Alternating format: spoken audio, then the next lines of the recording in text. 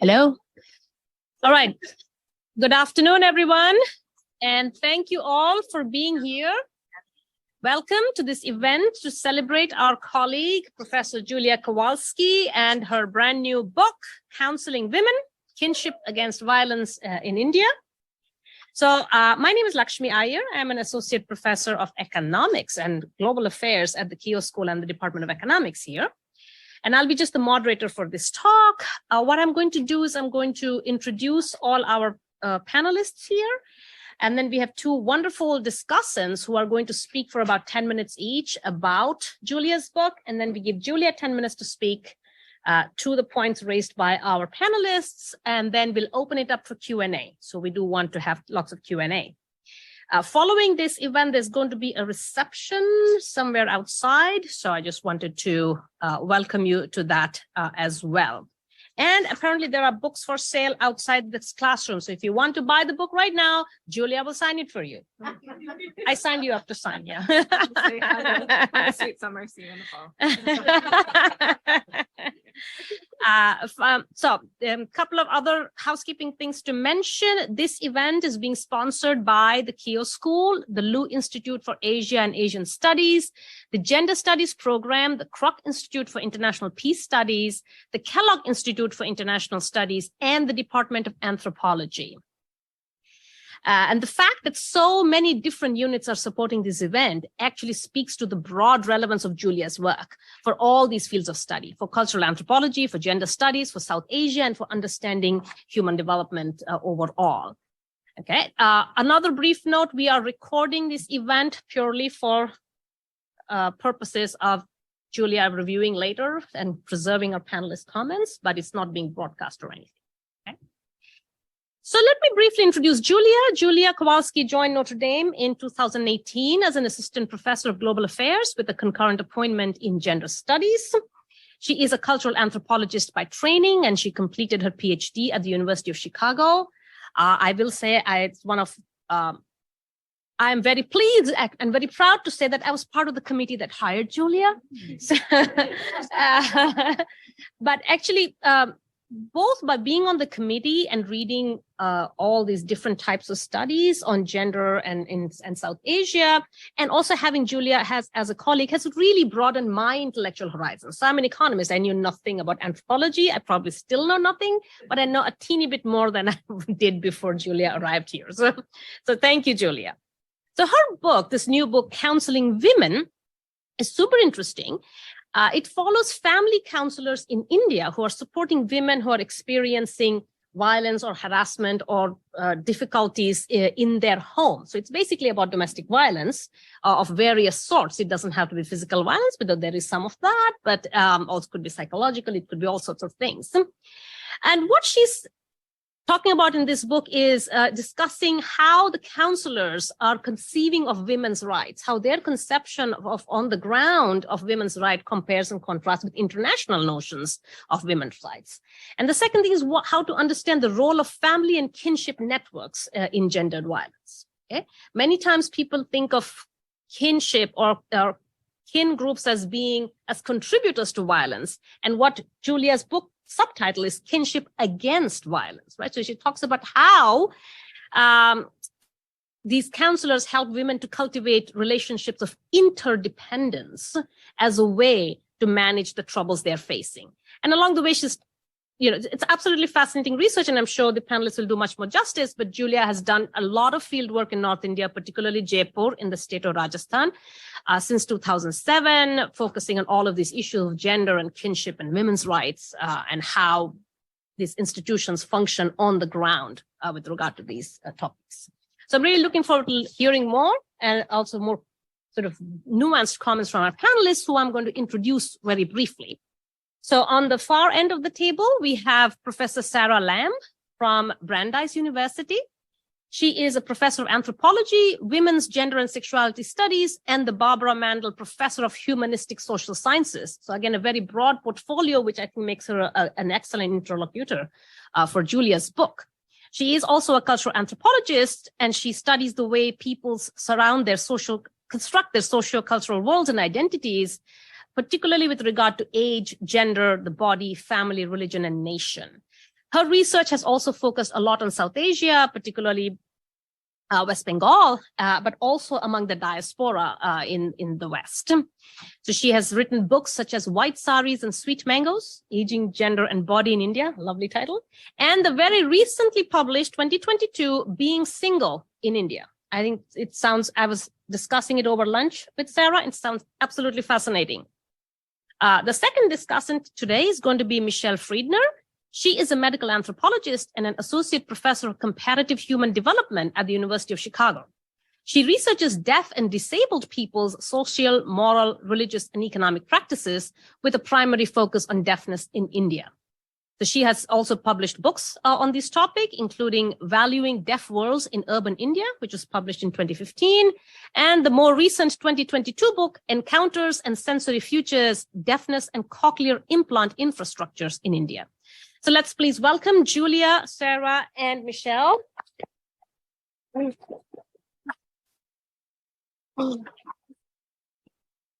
I will ask Professor Lamb to kick us off. Okay. 10 minutes. Thank you. It's exciting to be here. A real pleasure and honor to be here to help celebrate Julia's first book, a splendid, provocative, and enlightening ethnography counseling women. So I remember first meeting Julia at an anthropology conference, walking to a lunch cafe with other South Asianist anthropologists. And I was really excited to hear her talk about her recently completed dissertation fieldwork in India, which became then the foundation for this path-breaking book. One of Julia's in the book central arguments is to complicate and challenge prevailing Western liberal assumptions that prioritize the value of the independent individual at the heart of much international human rights and feminist discourse. The puzzle at the heart of the book is, why do family counselors in Jaipur, India, work to help women cultivate stronger relations of interdependence within their families, rather than presenting individual rights as a means for women to become independent from oppressive kinship structures? So rather than helping the women clients kind of, escape to an imagined better state of emancipation and freedom. This is an important question and puzzle relevant to not only questions surrounding gender inequality in India and elsewhere around the world, but also relevant to so many other social issues and policy debates. For instance, regarding my own research on aging. When I first had met Julia that day at the conference, I had myself been troubled and puzzled by prevailing arguments in global aging policy, which often tend to posit in a kind of uncritically examined way that it would be better, more advanced, entail progress if there were more systems for elder care beyond the family, and that societies that rely too much on elder care in the family are backward even, and that it's better for us to have freely acting individual independent subjects who can take care of themselves. Even Atul Gawande's best-selling Being Mortal has a chapter in that called The Independent Self, in which he really valorizes the kind of the naturalness. Of course, everyone would prefer independence if they could afford it, for instance, or achieve it. So, and this is like, this kind of discourse is pervasive in a lot of feminist discourse, aging policy, other policies. So Julia's work is really important in the ways it complicates and pushes beyond prevailing models of liberal personhood and imaginaries of what constitutes social progress. Her ethnography and analysis convincingly reveals that and why not all people, even those such as sometimes women and elders contending with difficult family situations, even potentially violence, domestic violence, not all people nonetheless see the independent individual, the free acting self liberated from kin, as the unquestioned ideal. As Kowalski argues, agency very often, or even usually, emerges and is enacted via relations with others. People are never quite as free as scholars and policymakers often like to imagine them to be, able to craft their worlds and make choices according to their own independent desires. Rather, persons in most contexts make their lives intimately in relation with others. And especially in a society such as India, where few options exist for women to live independently, and where family and kinship are experienced by most people as central to social, emotional, and economic survival and well-being, then one could see why family counselors contending with domestic violence and harassment and suffering would wish to work so hard to promote family harmony, order, and interdependence, rather than striving to help a young wife extract herself, say, from kin. And Kowalski argues how in such ways, acknowledging the value and centrality of interdependence has serious implications for not only how we understand family counseling in India, but also how we conceptualize gender equality more broadly. So Kowalski's argument could seem very conservative, even disturbingly so. She herself, Julia herself, acknowledges, and she reflects very carefully and with a lot of nuance in the book about that. Her arguments could seem as if she is advocating that readers and the public simply support conventional patriarchal kinship structures. But this is not Kowalski's argument. Instead, what she accomplishes, and I'd say in the very best anthropological tradition, is to push beyond taken for granted assumptions to show how counseling methods and agendas she witnessed in Jaipur, India make sense to the people who practice them. At the end of the book, Julia acknowledges her father, Gregory Kowalski, thanking him for modeling a boundless enthusiasm for figuring out how things work.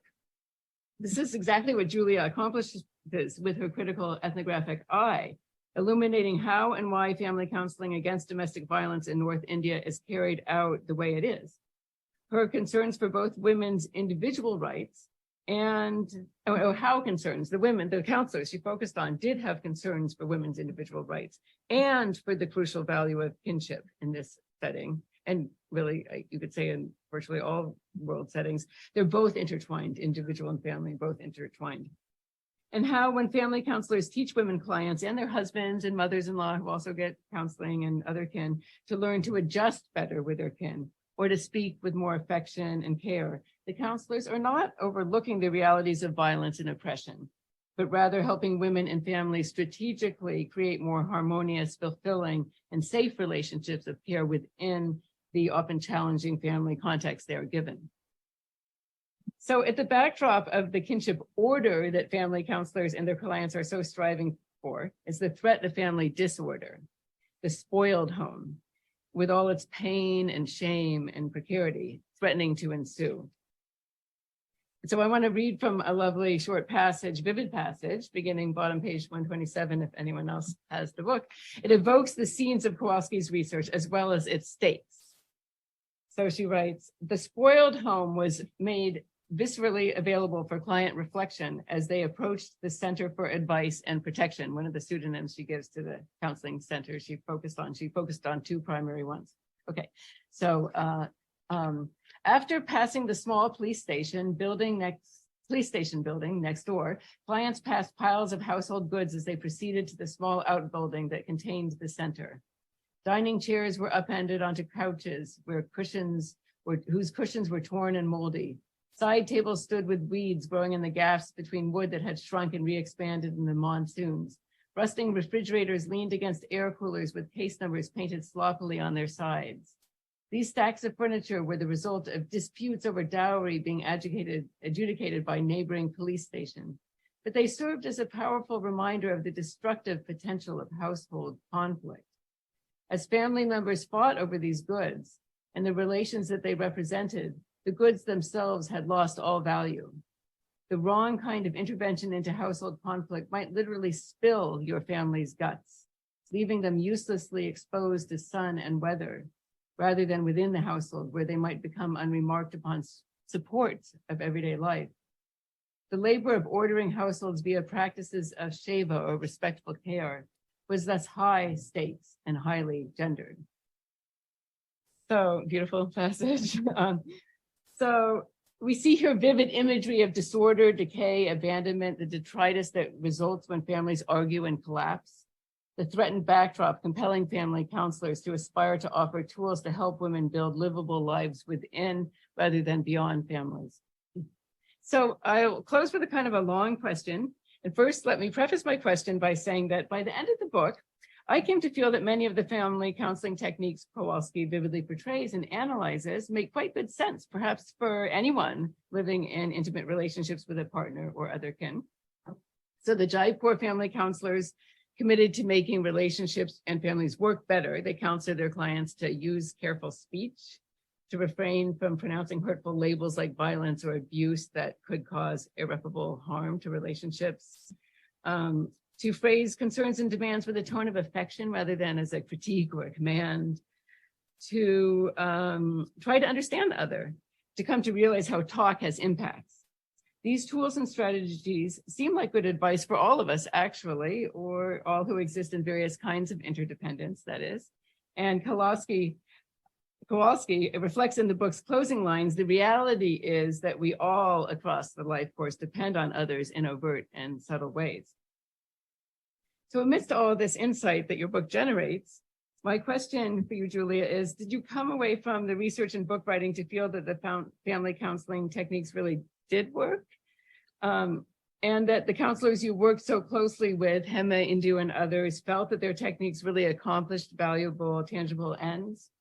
I was struck by your photo of the chart of cases hanging on the wall in one of the counseling centers with all lists of kinds of cases that were occurring. And the bottom line was settled, but there was no numbers down there. None of the cases were listed as settled yet. And you reflect in the conclusion how counseling and mediating practices can be very unsatisfying. So whatever your answer here, your call that we take kinship and relatedness seriously, and your invitation to call the liberal subject that much of mainstream global feminism and policy relies on, to call this into question, is a compelling and enlightening one. And heartfelt congratulations to you.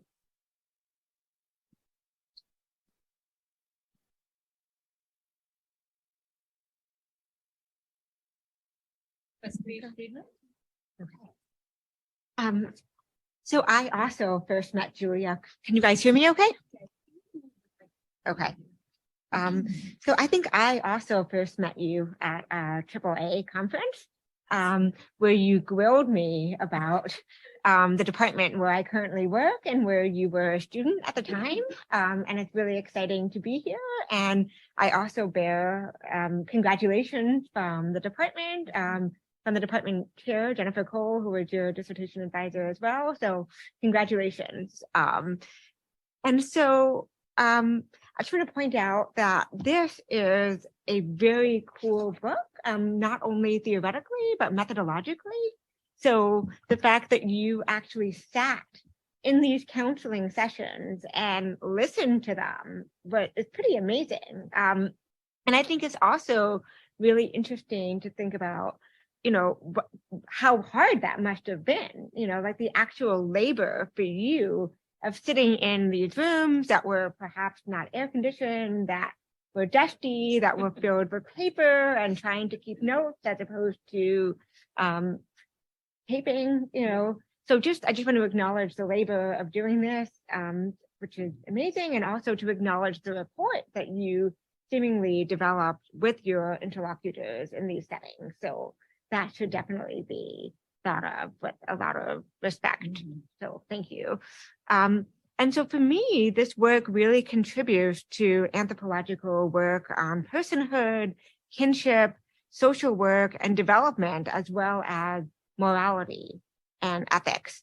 And, you know, you're also discussing, as you outlined very carefully, a cartography of care in Jaipur, you know, and this question of what does a cartography of care look like for women, you know, as they navigate the spaces of the family, the home, the police station, the court. I mean, what's really interesting too is you move us through all of these spaces while still focusing on the counseling sessions. And by the way, I hope it's not weird that I'm like looking at you. No, it's great. It's okay. Yeah. So yeah, like, yeah. Yeah. And so, you know, you write that the case of counseling reveals that we, quote, need a richer set of theories for understanding the relationship between kinship, agency, progress, and development, unquote. And you offer this book as a means for parsing this out.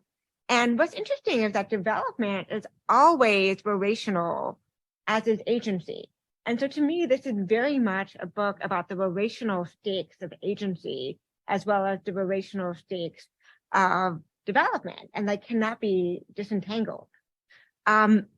And you talk about the role of counselors and the double bind that they experience and that they exist within. So they support the family as a unit, and they need to support women as rights-bearing individuals. And then they themselves also operate in these spaces in relation to their own families, and then to the mams or to the women that oversee them. And this is also in relation to the state, and it's also in relation to the law, and because they are parallel to the law, they can do much more creative and expansive work. And you talk about this a lot in terms of linguistic work or careful speech, which is a concept that I really like.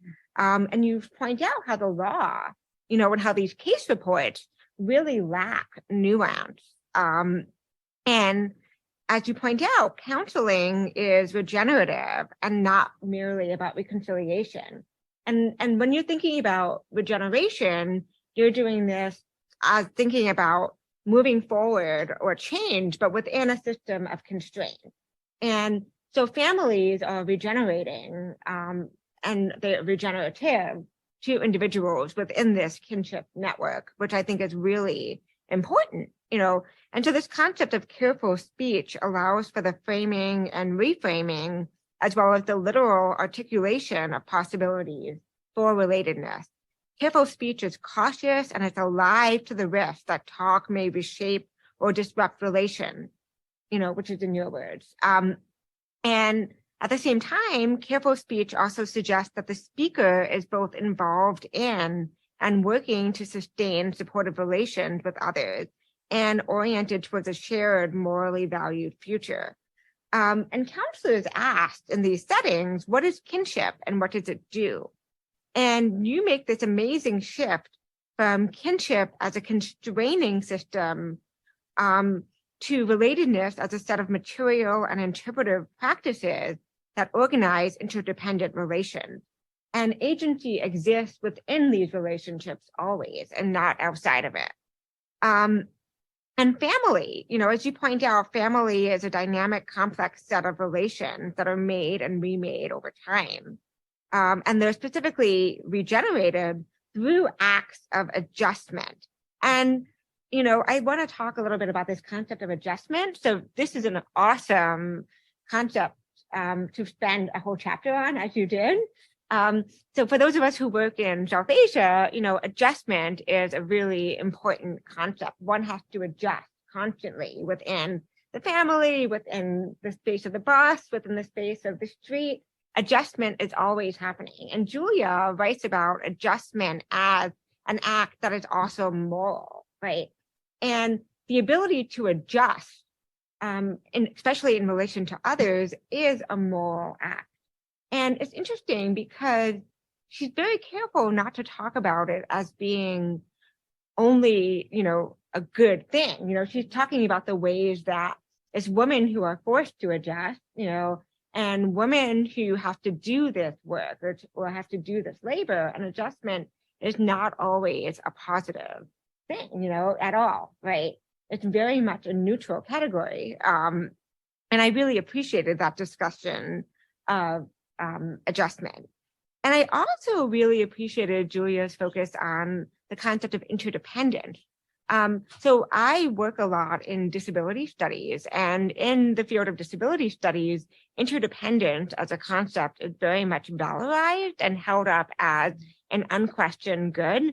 So yes, we're not independent, we're interdependent, and we should look at being interdependent as being a good thing. But Julia actually starts with that rather than ends with it. And she shows us the difficult work that people need to engage in to maintain and to continue interdependence. So specifically, she shows us the careful speech that people have to engage in, the generative agency that people have to use. And so interdependence is always something that needs to be worked on and worked toward.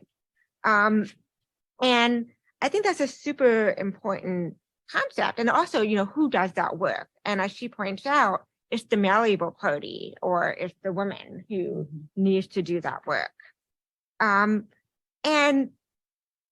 so I think it's really important that she points out that interdependence can and does result in exploitation. It can result in the unpaid labor of female kin and or the labor of other marginalized women, as she points out. And this is the central dilemma of interdependence. And it's a dilemma that we as scholars and as people living in the world really need to address. and she's not afraid to draw out the ambiguities and ambivalences of interdependence and the ways that it's not only a technology of liberation, but it can also be a technology of control, of trying to fix in multiple ways. And so I really appreciate this. And to me, this is a major contribution of the work, and I think it can also serve as a wonderful, friendly amendment to work in South Asian studies, which has looked at, the individual harmonious hierarchies and so on. And so I think it really does an important job of pointing out these ambivalences and ambiguities. So I thank you for this work on interdependence, and I've been recommending it to my students and to other disability scholars who don't do any work in South Asian studies, because I think it's actually one of the few works that takes up the concept of interdependence seriously. And for me, I love the question that you start with and that you end with, which is a question that's asked by one of the counselors in Due, which is, what's the way forward? And so this question starts and ends the book. And you reply, or you respond in the book, quote, "We need many models of relationality to think our ways through various forms of induced question that move us away from progress narratives into questions of kin-based obligations and regeneration." And I'm very interested in what are these models of relationality, and if counselors are engaged with kinship as a fertile ground for reimagining and remaking the future, again, specifically through interdependence, what are these other modes of relationality? And are they dependent on interdependence? And I guess I wonder about, the work of doing interdependence and if there are other ways of imagining this work. And I'd love to know what you think about that. And then just some other questions that I had were, how did the counselors bring their counseling selves home? And how do they experience the dissonance between their work and their home spaces? And how do the counselors cultivate interdependence between themselves and the MAM? So I was interested in thinking about this counseling project as also a project of interdependence and interdependence making as well.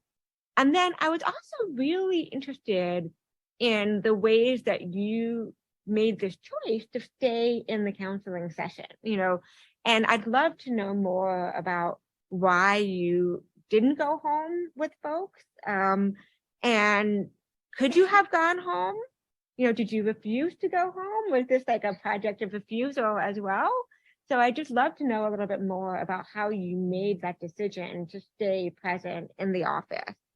And it's interesting to think about these counseling spaces as a space of the domestic, because the counseling spaces are the domestic, as you experience and as you observe. So thanks very much for this wonderful book. And again, I really thank you for the work on adjustment and interdependence in particular. So, yeah.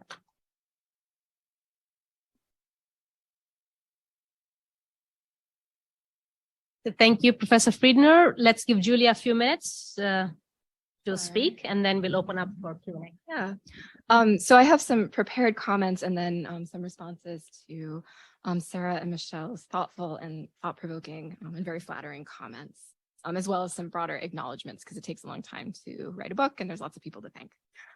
So including our two panelists today, Sarah and Michele. So thank you so much for coming to campus to join us here, and to Lakshmi for moderating and engaging with the book. I also want to thank the many centers and institutes who've already been named who supported the event. And in particular, I want to thank Pam Butler from Gender Studies and Chris Cox from the Liu Institute, who coordinated the details of both the intellectual component, but also the food and drink component of today's event with an incredible amount of meticulous effort and care. And many thanks to all of you for joining us to talk about my book about gender-based violence on Valentine's Day. I actually, because of how my own brain works, I can't think of anything more romantic than spending some time together interrogating the ideological underpinnings of kinship and marriage. So here we go. I'm particularly grateful to be able to share this book and the scholarly conversations within which it participates with the lively interdisciplinary community that constitutes the Keough School of Global Affairs. This book comes out of a tradition that insists that we cannot understand wider political, social, or economic processes without paying careful attention to the intimate politics of everyday life in careful and historically, culturally contextualized terms. This is because the politics of gender and kinship are where power dynamics are most naturalized, are most made to seem obvious and common sense, but also where they are most frequently contested. And so as a result, policies related to social reproduction, whether in terms of addressing gender-based violence, gender roles, family formation, inheritance of wealth, etc., these are arenas where political regimes often seek to authorize their rule. And this is as true right now in the United States as it is in India. So this is true both for domestic policies, but it's also long been the case for international policy, where distinctions between so-called civilized and savage societies, to use an old-fashioned label, or today we have softened that distinction into developed and developing societies. But these distinctions often rely on distinguishing between patterns of kin relations marked via marriage practices and dynamics of family formation. And often those distinctions are used to justify a need for outside intervention. As a result, even though it's common to see policy as a phenomenon that primarily unfolds in the public sphere, the grip of policy and governance may be at its most intense in the private sphere. Efforts to address gender-based violence in India and all around the world, including the United States, make this viscerally clear because these efforts often trouble seemingly obvious distinctions between public and private that are at the heart of many theories of democratic governance. So ethnographic research and analysis, which is what you've just heard Sarah and Michele talking about, can help us connect these dynamics together across scales of social life that are often analyzed separately. Sarah and Michele's work is also a brilliant testimony to the power and effects of this approach. As a result, these methods can help us appreciate real costs to dignity and development that occur when simplistic policies that regulate gender and kinship fail the people they are ostensibly meant to protect and support. At the same time, this methodology can reveal new and creative approaches to seemingly intractable problems.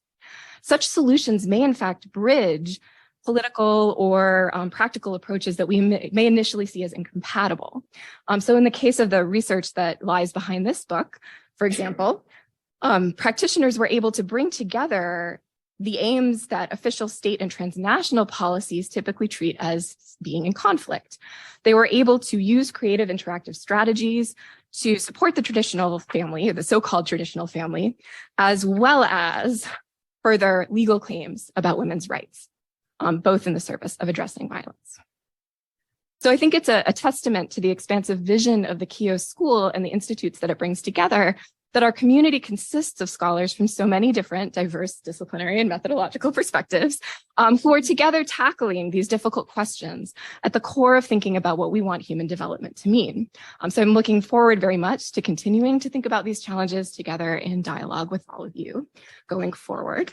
And so I just want to take a minute to briefly engage some of Sarah and Michele's questions and comments. And I think actually I hear some overlap between them about what are the effects of this? How do counselors understand this? And then what do we do with that? We as anthropologists, but also maybe we as people who want to fix stuff in the world or improve things in the world. And so, I think, Sarah, you had asked about, the book almost kind of sells these interactive techniques that counselors use, which is interesting. I think a lot of folks within Jaipur are very suspicious of these interactive techniques. So I'm glad I sold them to you. In terms of the question of whether or not these work, I think a lot is at play in what we mean by work. I think that these have powerful effects in that they model the possibility for a kind of approach to ameliorating violence that doesn't run through the state and that doesn't require extracting women from harmful families. That being said, these are really difficult, intractable issues, and counselors themselves are I think social workers in many contexts are very open about the fact that they're just one little nudge in a really complex hard to predict situation. But in terms of thinking about like, do they work? How can we kind of generalize from this? One thing that's kind of transformed since I did this project and even since I really finished writing the book is that I think there's been a real pivot, at least in the United States, and I think maybe more expansively, away from very legalistic approaches to gender-based violence. So in the United States, there's a huge movement called abolitionist feminism that's deeply suspicious of engaging with the state and with carceral systems to address gender-based violence. And instead, there's been a pivot to thinking instead about alternate interactive practices like transformative and restorative justice to deal with and ameliorate violence in households and communities. And so it's been really interesting to kind of watch in the United States debates unfold about the interactive techniques like mediation at the core of these practices, because it's the exact same puzzle that the counselors face, which is that, you know, if you're going to be using these relational techniques, you're always going to be stuck within the larger hierarchies that exist in the community where you're working.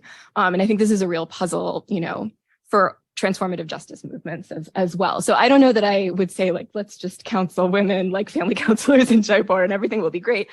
But I do think this points to the fact that in places like India or other parts of the world where the legal system has always been a little bit shaky and not super reliable when it comes to adjudicating family disputes or gender-based violence, people have long been grappling with these puzzles, right? Of like, how do we come up with these non-state-based approaches that are rooted in the community without them being totally disciplined and captured by the community dynamics that were causing the gender-based harm to begin with.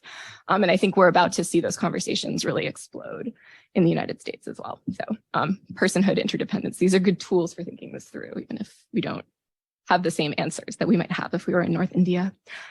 Yeah, and so then thinking through, you know, well, what are these models of relationality? Do they always require interdependence? Coming out of Michele's questions, like what are these other ways of imagining things? I do think, you know, people everywhere are interdependent. This is where I differ, I think, from the old school South Asianist, you know, collective versus individual cultures where people are like fundamentally one thing or the other. You know, we're all interdependent, and some of us happen to live in a world that insists that we behave as if we aren't, which has costs. And so I think one thing that is really powerful is starting to think about interdependence as something that can be achieved in a lot of different ways. And that's something that we can debate as a part of how we think about politics and how we think about political discussions about the distribution of resources and how inequality works. So that's just answering a question with a question, but I think that's the next question to ask. And then I think maybe I will finish with Michele's question about like why stay in the counseling sessions versus going home. And there's a couple of reasons for that. So one is that ethically, it just did not seem possible to follow clients home because there was no way to distinguish myself from the institutions that were helping them. And so it just didn't feel possible or safe, especially because one thing you quickly realize when you sit in these counseling sessions is that there's so much going on that, yeah, you don't want to put your foot in as an outsider. The counselors also don't go to people's houses, they don't do home visits. But another reason is that I think, you know, there's often a real desire in research on gender-based violence to look directly at victims. And part of what I was very interested in looking at in this book is how violence is getting problematized and connected to these wider institutional patterns and dynamics. And that was happening in these institutional spaces, including, you know, the construction not only of women's rights as a goal and a target, but also the family as an ideal goal and target. And so the counseling sessions and centers were the kind of node where all of that was happening and coming together. It was also really, really interesting to be in and observing these sessions. So I could say many more things, but I want everybody to get cake. So I'm just going to end by some additional thanks. So this book, as you've now heard, is about how people try to repair relations of interdependence that have gone on the fritz, but its very existence is a testament to what's possible when our interdependent relations sustain us. And so I do want to thank some sort of core folks. The project that led to this book wound through multiple institutions where colleagues and students alike left their mark, starting at the University of Chicago, where in particular, I'd like to thank Jennifer Cole, Susan Gao, Rojana Bajumdar, and Eugene Reichel. And then onward to Williams College, North Dakota State University, and now here Notre Dame, where the Keough School, Liu, Kellogg, and Kroc Institutes have offered intellectual and, importantly, material forms of support in bringing the book to its final stages. Since 2013 or 2014, I think, I've been part of a writing group of anthropologists, all of whom study care, kinship, and the life course, and all of whom work in interdisciplinary contexts like this one. And they've left an indelible mark on the book, as well as the wider trajectory of my thinking and career. Alana Bush, Laura Heineman, Jessica Robbins, Erin Seaman, and Kristen Yaris. I had a student tell me last week that what we were reading in my course this semester had exploded their understanding of anthropologists as these lone Indiana Jones figures, which is great. But I think this group of fellow thinkers really stands as a testament to how deeply collaborative our seemingly single author discipline is. Jenny Tan, who's my editor at Penn Press, brought this book into being and was a wonderful guide into the world of book publishing. And then most importantly, I couldn't have done this project or written this book without the support of the organizations that ran the family counseling centers where I conducted research. And I'm particularly grateful for the enthusiastic support of the counselors whose work I discuss, in spite of busy rosters of casework, paperwork, unpleasantly hot weather, and sometimes bewildering or kind of bossy bosses, ma'ams. I am, however, also deeply indebted to their bosses, who granted me permission to spend time on site, gave me access to case files, and invited me to other meetings and outreach programs in the city. So without the participation and permission of these women who were hard at work in transforming their worlds for the better, this project would not have been possible. And I'm especially grateful for the support and friendship of the two counselors who I refer to in the book as Hema and Indu. The book is dedicated to my parents, Greg Kowalski, whose engineer brain you already heard about, endless patience for tinkering and stubbornness and figuring out how things work has left its mark. And Kathy Kowalski, who encouraged me to critically and loudly reflect on what I was noticing about gender from a very early age, even when it inevitably got me into trouble. And finally, I need to thank my partner, Alex Shu, who's lived intimately with this project for a really long time. I suspect we'll continue to have lots of opportunities to think about the generative potential and challenges of interdependency in the months and years to come. So thank you all so much for coming.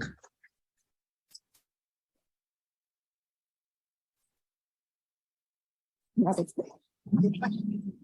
thank you, Julia. We have a few minutes, maybe 15 minutes or so for Q&A. So go ahead. Well, I just want to say something very important. And that is Julia is wearing the handkerchief that modeled the cover, or that is the cover of the book. So yeah. And also now you know the cover of my book, the handkerchief. Yeah, that's cool. Yeah. We can pass it on the microphone. Anyone who wants to ask a question. Questions, comments. Aniba. Congratulations on the book. It's not on.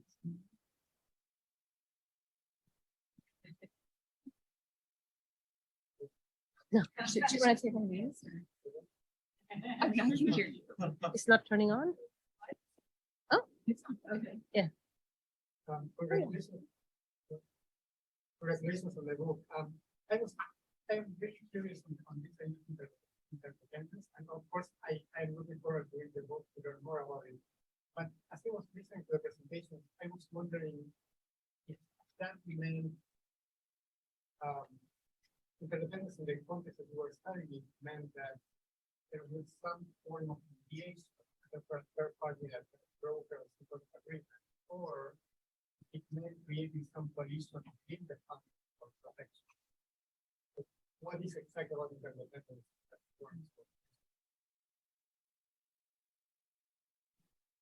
Okay, yeah, it's also on. Thank you. That's a really helpful question.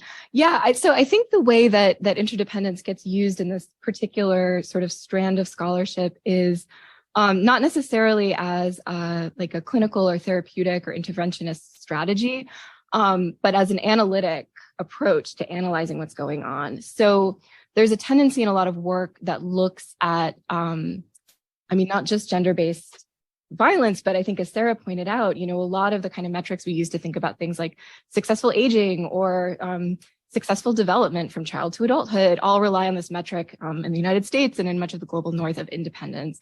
And the opposite of independence is dependence, and dependence is bad. This is also the case, I think, for thinking about states, right? Like it's bad to be dependent as a sovereign state.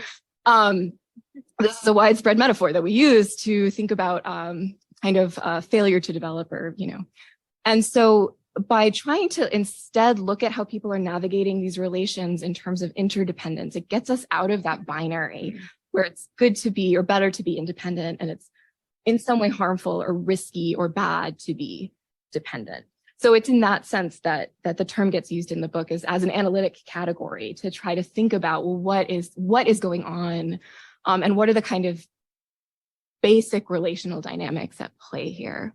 So it's really my term of analysis, I mean, not my term, but our term as anthropologists of analysis, rather than a category of practice for the counselors in the field. But that being said, I think there's,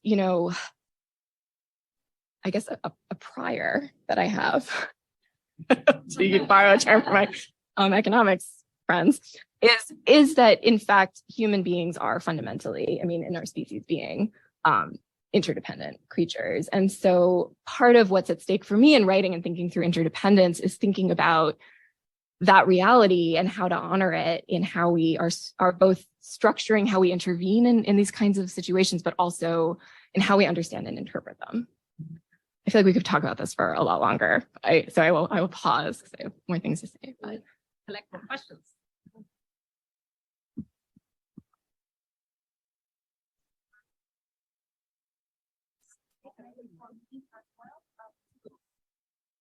If you switch the mic. Or none of these are okay.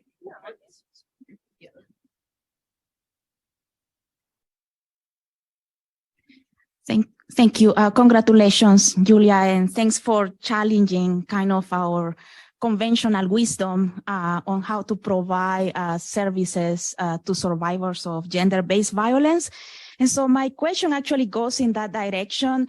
And I wanted you to talk a little bit more, like in what ways, like the counselors' responses to the women that are in the center, rooted in this concept of interdependence, contrast with conventional approaches of service provision to survivors.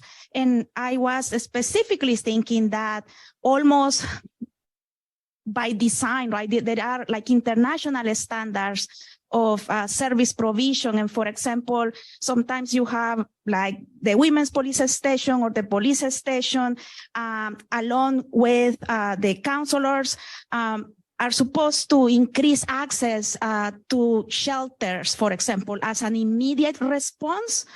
And so I wonder if, this is what you saw there, or if actually counselors are preventing or advising women to work out things differently and maybe avoid the shelters, or is there like some kind of timeline in which this interdependence manifests the most, right? So there is some immediate reaction and advice that might follow conventional approaches, and eventually it becomes more rooted in interdependence. Thank you.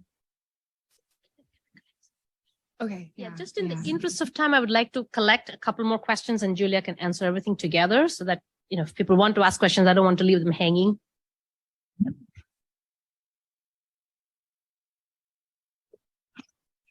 Hi, Julia. Congratulations on the book. I'm so happy for you. I just have one question about whether you felt that when you were sitting in on these sessions that your presence, how did it affect the people's responses given their perception of you and what you stand for vis-a-vis that, and also I'm also curious about the language. So when they were speaking, if it wasn't happening in English, I'm curious to know whether there were any sort of descriptions about experiences that happened that you felt couldn't be captured with the limits of the English language. Thank you. Should I start with those two? Okay. Okay, so I'm going to work backwards from Prithvi's to Abby's.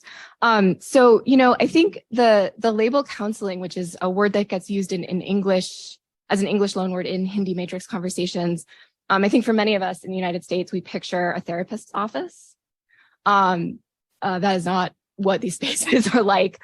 So they're often open and bustling spaces with lots of, I don't want to say random, but lots of varied, usually multiple counselors, often counselors' bosses, sometimes random family members from other cases who turned up early, sitting in. And these centers they're run by major women's rights organizations. And so they often have visitors, both from outside India and also from Delhi and Mumbai, like lots of people coming through who are doing training as a part of MSWs and stuff. And so, and this is actually the case as well it's very similar if you go to family court in Jaipur, where it's just this big open bustling space. Everybody's milling around trying to get the magistrate's attention. So this is not maybe what we might picture when we think about therapeutic spaces, which is not really meant to be. So, I think my presence was not that unusual. And in fact, it was something that helped mark the NGOs as being like very professional and having international connections. And so I can't say any kind of observation impacts things, but it definitely wasn't as disruptive as if there was like a random person suddenly sitting in your therapy session, like also taking notes. And what the counselors would tell people, if they asked about my presence, which people rarely did, they would either say, "Well, we're teaching her how to be a counselor," and then they'd be like, "Say something," and I would go. Or as time went by and I didn't seem to be learning very effectively, what they would start to say, well, and also I think they started to understand what I was doing better. And so what they would start to say was, well, she's going to go back and teach people how to counsel families in America. So, which apparently I have now done. Sarah's ready. And so that's sort of how that got explained. In terms of the language and thinking about how to convey some of these concepts, so if you look at the book, each chapter is actually organized around a Hindi language term for an interactive technique. So one great example of this is what's a very everyday word in Hindi, which is the verb samjhana, which means to explain, or literally it means to cause somebody else to understand. And so, that's what counselors said they were doing in Hindi. That was their, what we call a metalinguistic label for their activity. And the careful speech is also coming out of the call to explain with care, with affection, pyar se samjhana. So, it is really difficult to, another core sort of theme in the book is thinking through seva and the kind of meaning of seva, which is also really difficult to translate into a single term or practice in English. It kind of means... and adjust, which is an English word, but it is used in a distinctive way in South Asian English and Hindi. I do think one reason why we need, however many 200-page books to talk through this stuff is to unpack these really rich concepts that I think can get kind of steamrolled. The power of anthropology. So to pivot to Abby's question about, how does this kind of engage with or contrast with conventional ideas about service provision? We could probably talk about that for a really long time too. But I think that, the women who organize, the sort of elite women who organize these women's rights organizations, the larger national network of activists that they're plugged into, they're all drawing on the same transnational set of toolkits. India has actually really progressive civil legislation about gender-based violence that is really well written and very shakily enforced and constantly being undermined by Supreme Court cases. But and that legislation is actually the product of lobbying from Indian feminist lawyers who were drawing on toolkits from the UN. So that kind of framework is definitely in the air. One issue is just the total lack of resources, which is one reason why you get so many of these kinds of counseling centers, because that's the kind of cheap thing to do when you can't afford to open shelters, or you can't afford to set up these other kinds of networks. So that's one piece of what's happening, is that there is a kind of urge towards that transnational kind of vision of what conventional service provision would look like. At the same time, what that service provision imagines women to want is often not what women want when they approach these counseling centers. Or they're coming to the counseling center having approached a bunch of other places. And that, partially has to do, I think, with the fact that we are, again, we, wherever, are sometimes bad at thinking through what the right solution to gender-based violence is, because it's a tricky problem. But I think another reason is that a lot of transnational benchmarks about service provision assume that gender-based, like intimate violence or domestic violence, is a problem in marriages. It's a problem between husbands and wives. And I think something we maybe haven't explicitly said is that in Jaipur, like in most of North India, people live in these big multi-generational families called joint families that are patrilocal, to use an anthro word, which means it's the husband's family. So your women are often living with parents-in-law, with their husband's brothers and wives. And often, the violence or the harm or the conflict that is happening, it's not even happening within the married couple. It's happening between these other kin. Or maybe it's happening, the husband is perpetrating it, but everybody sort of sees it as a failure of like his mom's not keeping him in line, or, this is actually about his tension with his brother, or the sister-in-laws are duking it out. So that also complicates some of these benchmarks, because in many cases, women don't want to separate from their husbands. They just want somebody to get their mother-in-law off their backs, or they want somebody to help them with an older sister-in-law who's being really emotionally nasty and preventing them from doing the kinds of things that like represent good care and support in the household. So that also scrambles some of the service provision stuff. And this is where I think the kind of role of interdependence becomes maybe more visible when you're dealing with a joint family structure than a nuclear family model, where that's harder to see because you've got these little family units that are organized around conjugality rather than these like complex intergenerational relationships. And other family members come in too. They do. Like that. It's not just one. Yeah, they big come one into the woman council. first, and then they'll invite others. Like you've got to bring these other people. Yes, yeah. So which is also why it's not a quiet, intimate. Just, And it's in privacy in the same way. yeah, that's not. Again, there's like the people at like Mumbai has a big school of social work that does a lot of counseling training, and they really want there to be privacy. Like there is a kind of awareness of these kind of transnational benchmarks. We'll take one last question and then we will be out. Thank you so much for the wonderful talk.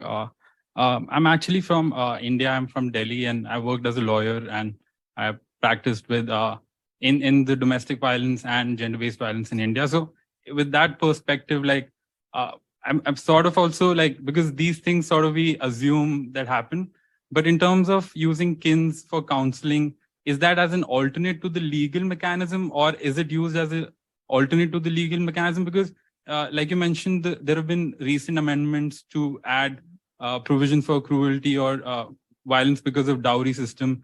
So like they have even made the implementation, which sort of makes it very tough for the cases to reach the court. Right. So because it's the protection against misuse of law. Mm-hmm. So in that sense, do you think this is another way of like just imposing those patriarchal structures where it becomes very difficult for women to reach or like shame the family, which as against, because it's not, as you mentioned, it's not just the husband, it's the family, especially in domestic violence. So that is one question of mine. So how do you see this as an alternate to the legal procedure? And the second question is that the experience, sorry, I haven't read the book, but like the experiences from Jaipur, which is one of the most like, I would say advanced cities of Rajasthan. So like, does the book also capture like the rural experience, or like, because like Jaipur or Rajasthan and Northern India is known for the gender-based violence, like even Delhi. So in that respect, like it's sort of can be worse in rural areas. So in that sense, like, is there a sort of comparative analysis of how things differ? Yeah. Thank you so much. I'm going to start with the kind of second empirical part before the like theoretical question about the law. Yeah. So one reason why Jaipur was an interesting place to do this work is that it's kind of a crucial clearinghouse between the rest of Rajasthan, which has a really lively, I mean, Rajasthan is sort of famous within India for being a state that has really high rates of gender-based violence and kind of rigid patriarchal systems. But it also has a really long-standing and lively series of grassroots women's movements that in many cases have been based in and grown out of rural areas. And so Jaipur is a really interesting place because it's long been a kind of clearinghouse and a space of mediation between those grassroots groups And then these more kind of transnationally inflected, or even just like nationally inflected ideas about intervention that are coming in via Delhi and via Mumbai. So that was one reason why this is a sort of interesting place to be. It's also important, you know, I think it's really easy for us to think of rural areas as always behind urban areas, because in many key measures of well-being they are. But at the same time, you know, there are elements of living in a city that can actually, and this is true in India and in other places as well, that can actually leave women more vulnerable to violence, precisely because they're often sequestered in ways that they wouldn't be living in rural areas, or they have less access to other family members or forms of support. So I'm always a little bit touchy about the idea of like, it must be worse. Yes, it is worse in some ways, but better in others, or different. But yeah, so one reason why I selected Jaipur is that it is this really, really interesting kind of like connecting point between these different regions and scales. Yeah, so, and then I really want everyone to get their cake and their wine, but yeah, so seeing the family as an alternative to law, if you let me get in the weeds for a minute, family and law are completely intertwined. We can't really separate them. I think there's a useful fiction that you know, legal regimes happen after kinship, and kinship is a mark of a sort of earlier form of social organization. The reality, particularly as we know in post-colonial contexts like India, is that the law has always been in the kinship business, and that kinship is always mediated and shot through with legalistic ideas. So from my kind of analytic, I don't have to be a lawyer, so I can be really muddy about these categories, and I know that lawyers do not have that luxury. Where you have to be clear about your categories. So as someone who has the analytic gift of getting to be a little bit muddying about this, I think one thing that counseling really reveals is that it's really difficult to separate out these registers. One way that counselors are able to convince or coerce reticent family members to participate in the process is by simultaneously suggesting if you don't participate, you're going to end up with this useless court case. It's going to be a burden around your neck for the rest of your family's life. And it's going to be really expensive, and you're not going to, you know, which that's not wrong. That's like not an inaccurate understanding of the court system. But at the same time, counselors are really closely connected to the courts. Both of the NGOs that ran these centers also ran legal clinics once a week, so one kind of path out of counseling is getting referred to the legal clinic. And they could also use the threat of legal cases. So if you don't come, we're gonna launch this case against you, or you know, the next step that your wife has is going to be, you know, launching a course. So I think one thing that this really made clear to me is that these practices they're not like outside the law, both in the sense that the institutional itself is deeply intertwined with legal frameworks and understandings, and also because, you know, kinship and law they've just always gone together. We can't really pull them apart analytically. I'm happy to talk more over cake. So now we are actually over time, so thank you all for coming. Thanks to Julia and Michele and Sarah for this wonderful discussion.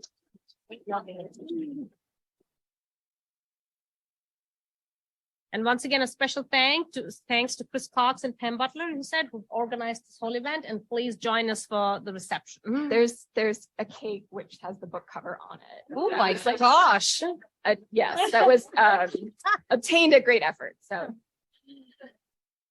please, let's go and cut the cake. Yeah, they like beefed it up. So I took a picture of it. I mean, I think they like